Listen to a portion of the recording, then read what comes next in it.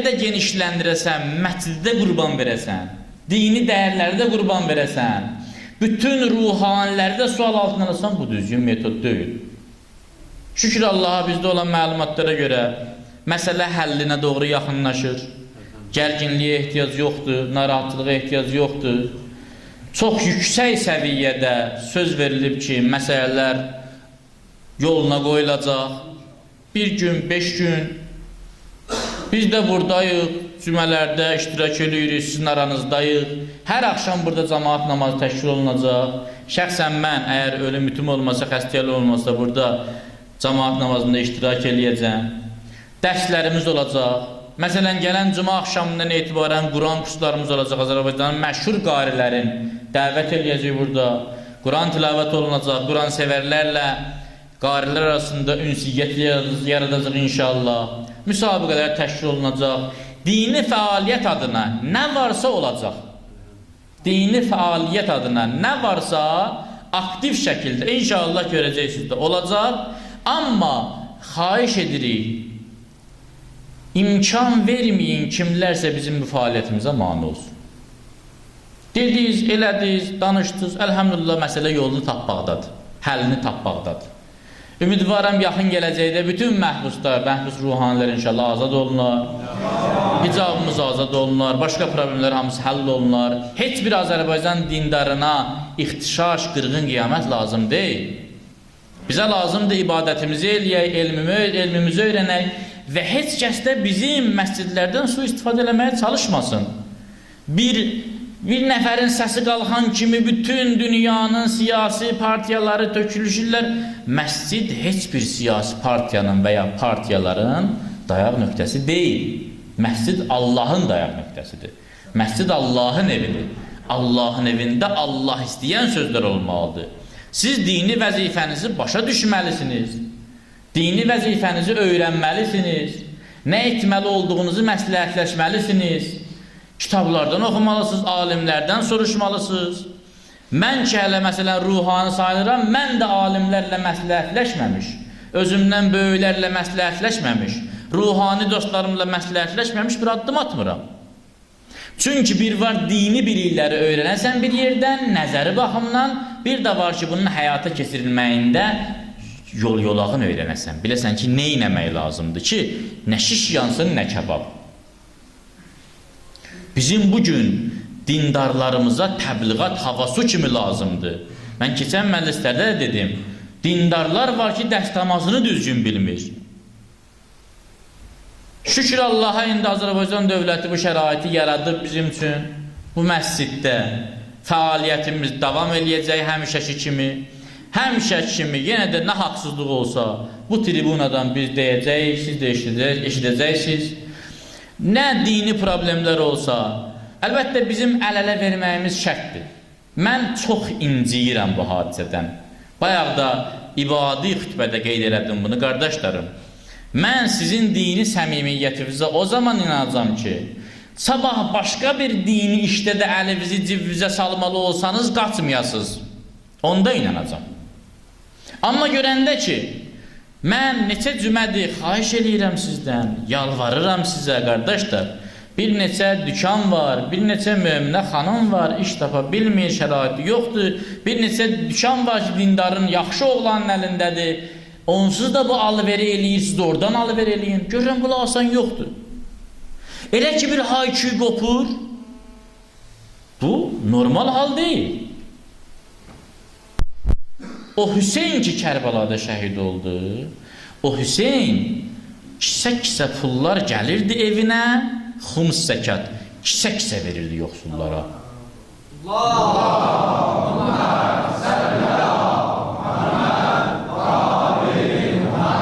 Eşitmişsiniz sözümüz ki, İmam Zeynəl Abidin ağadan soruşdular ki, atan Hüseynin çiynindəki bu yara nə yarasıdır? İmam buyurdu ki, gecələr zəmbillə çörək daşıydı yoxsullara.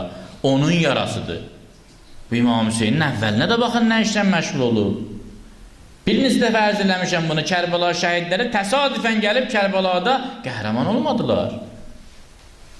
Bunlar hər meydanda, hər sahədə öz sözlərini demişdilər, qalmışdı canlarını Allaha qurban vermə, onu da verdilər. Əgər mən heç meydanda görünməsəm və elə haki qopan kimi düşsəm ortalığa, bu əhval-ruhiyyə normal əhval-ruhiyyə deyil. Mən istəmirəm mənim xidmətçi olduğum məsciddə hakiyə görə cəmaat gəlsin namaza. Mən istəyirəm Allaha görə cəmaat gəlsin namaza.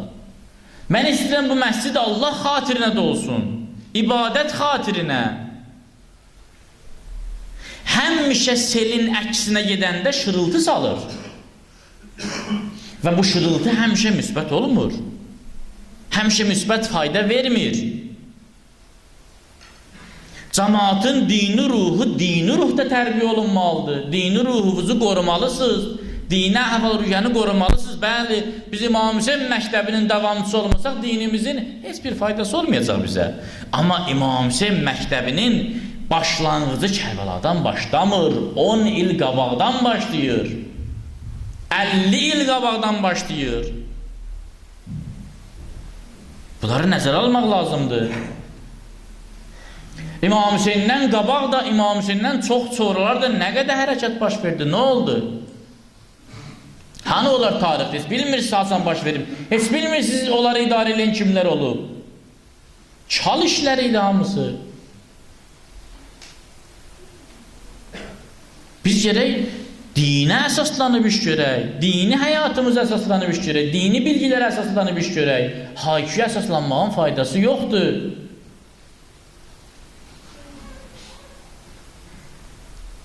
Dini ruhunuzu qorumalısınız siz, dini əhval-ruhiyyəni əldən buraxmamalısınız.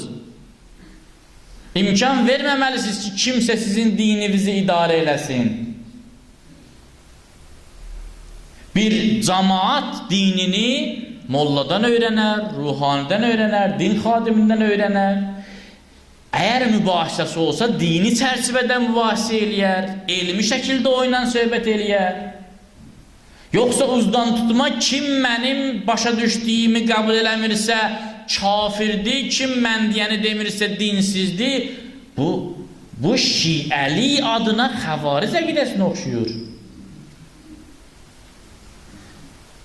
Və mən şəxsən istəmirəm mənim xidmətçi olduğum məsciddə, mənim cəmaatım, mənim kütləm, xidmətçisi olduğum kütləm, mənim deyəndə səhv başa düşməyin, xahiş edirəm. Əzizləmək mənasında mənim deyirəm. Əgər 5 nəfər Mirzəfərdən din öyrənirsə az çox və sonra hara getdiyini, niyə getdiyini bilmədən sağa sola çapırsa, mən razı deyiləm. Mən istəmirəm bu olsun. Əgər kimsə mənim istəyimə hörmət eləyirsə və dini səviyyədə istəyimin dinə əsaslandığını başa düşüb qəbul eləyirsə, bilsin ki, mən bunu qəbul eləmirəm. Bəli, etiraz da lazımdır, hər şey lazımdır, yeri yerində. İndi əlhəmdülillah məsələlər həll olur. İndi 5 gün, 10 gün, 1 ay, 2 ay həll olacaq inşallah. İndi görək sizi. Görüm, neçə nəfər gəlib deyəcək ki, neyiniyək? Necə dərs kursu qoyaq? Neçə nəfər tələbə ətirək? Nə maddi problem var məscidin? Qadınların dəstəmazxanası var ya yoxdur? Qadınların istilik sistemi var ya yoxdur? Burada bir mədrəsə tikə bilərik ya yox? Ay axund, sən gəlsə kəbin kəsməyə, harada kəsəcəksən kəbini? Bu əba məsələn burada köhnəli bir dənə təzə əba gətirə bilərik ya yox? Görək, səmimiyyəti qoysunlar ortalığa qardaşlar.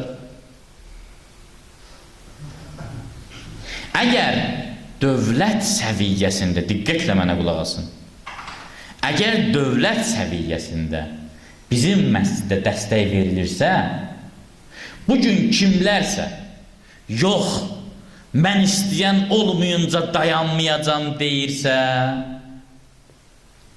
onun məsuliyyəti Allah yanındadır. Allah hər birimizin əcrini versin inşallah. Allah Teala bizim niyyətimizi öz iradəsindən qırağa çıxartmasın. Allah Teala bizim beynimizi, ruhumuzu din üzərində kökləsin. Allah Teala bizi dindən saptıran, dini düşüncədən saptıran insanları bizdən uzaq eləsin inşallah. Allah Teala bizə dində bəsirət əta eləsin. Mən bir məsələni də qeyd eləyib, sonra istəyirəm söhbətə xitam verəm. Bu günlər böyük bir alimin də şəhadət günüdür. Böyük bir şəxsiyyətin. Allah lənət eləsin Səddam Hüseyn tərəfindən nəsli kəsilmiş Seyyid Məhəmməd Baqir Sədr rəhmətullah əleyh böyük alim idi. İndi din alimlərimizdən soruşun, ruhanilərdən deyin ki, Hələqat hansı kitabdır? Hələqat. O yazıb Hələqatı. Usul elminin nəhəng kitablarından, dərslik kitablarındandır. 14 yaşında deyilənlərə görə rəhmətli müctəhid idi, fəqih idi, böyük istedadlı alim idi. Vəhhabiliyin qənimi olan doktor Ticaninin Allah tərəfindən hidayət olunmasında çox böyük rol olub Məhəmməd Baqir Sədrin mərhum xoyağı ilə bir yerdə. Allah onun da ruhuna rəhmət eləsin inşallah. Bunu da qeyd eləməyi özümə borc bildim. Allah Teala bizləri dünya və axirətdə Quran və Əhl-i Beytdən ayrı salmasın inşallah. Euzubillahimineşşeytanirracim. Bismillahirrahmanirrahim. İza caa nasrullahi vel feth və rəeytən nase yedxulun fi dinillahi afvaca fesabbih bihamdi rabbika vestagfir innehu kana tevvaba. Sadaqallahul aliyyul azim. Vesselamu aleykum və rahmetullahi və berekatuhu.